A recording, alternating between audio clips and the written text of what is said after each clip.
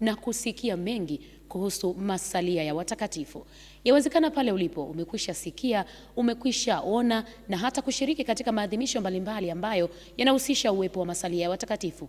Leo katika kipindi hiki tutajibu maswali yote ambayo umekuwa ukijiuliza kuhusu masalia haya, lakini pia zaidi tutafahamu maana nzima ya masalia ya watakatifu ni nini hasa, lakini pia kama yana mgawanyiko wake ukoje, na je, ni sehemu gani ambako tunaweza kupata masalia ya watakatifu.